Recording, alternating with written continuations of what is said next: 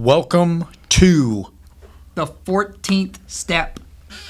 Please like and subscribe, share, get notifications. Let's beat that algorithm because it's evil. It kills the small guy podcast. Yeah. We got to beat the man. That's right. That's right. It's going to take over one day. It's like AI. But you know what? When we talk about all that negative stuff, you know what I have about the ability to do this podcast? I have gratitude. I feel grateful too. I do too, because it's a good topic, and I like to talk about gratitude because that plays a huge part of recovery, I believe, because a lot of times when we're in the midst of our addiction, we are not really thinking happy all the time. There may be moments of things that bring you some joy, but there's always something down in your mind that because you got a problem. You know, in the really bad part of my addiction, and this is true, the only time that I felt grateful is when my Connect answered the phone.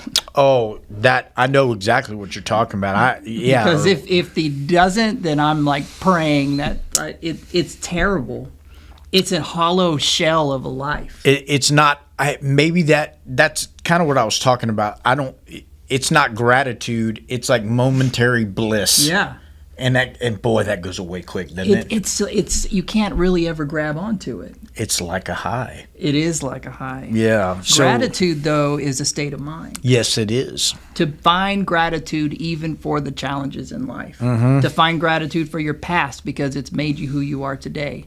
That's how you get out of that negative thinking and that victim thinking. And there's a process to that. I think there is a process of being gratitude. I think you can train yourself actually to have more gratitude for your surroundings by taking a little time every day to sort of pause and say, okay, look at what I have.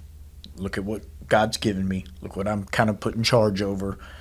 You got to be grateful. Everybody that lives in the United States of America has plenty to be grateful for, right? Compared to the rest of the world. We really do. Yes. And we still And that's such a cliche thing to say. No, but it's true. But it's true. If we can write down like 2 or 3 things we're grateful for every day, and then the next day write 2 or 3 different things, and you have to keep writing different things, you'll realize how much you really have that you don't see because you're stuck in feeling self-pity. Mm-hmm. And it's an antidote for negativity. That's right. It was good pronunciation. Thank you very much. Yes, so gratitude is it's everything. It's a big deal. It's a big deal. Maybe could almost be an entire podcast by itself, but it's such a big deal. And if you're not in a grateful mindset, it's really hard to, I think, win in a lot of different areas because you either it's almost kind of one of those things where you have it or you don't. It comes from a feeling of connectedness. Yeah. And I think that people that just can't get there and they're just stuck in that negativity, they don't feel connected to anything. Mm-hmm.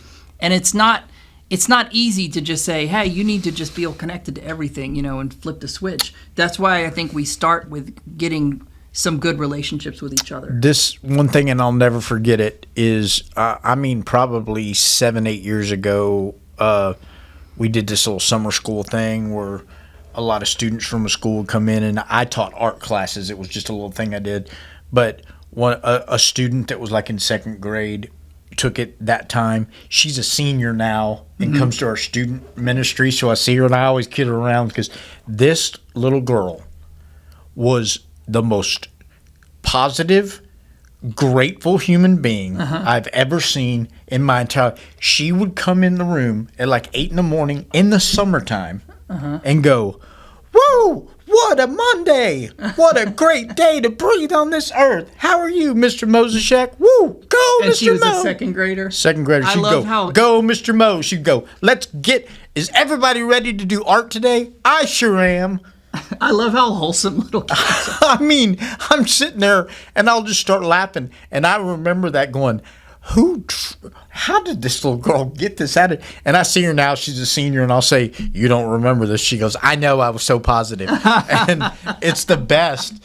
But I'll never forget that. I saw full, pure gratefulness was. It was Yeah. like a cheerleader of life. I was like, she needs to be in Up with People, you know? And now how is she?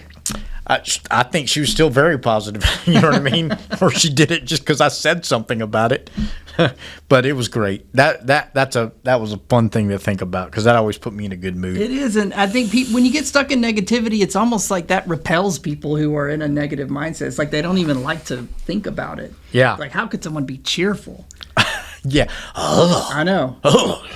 But we have to find some kind of joy in life. Yeah. Otherwise, what's the point? Yeah. It's like when a cheesy,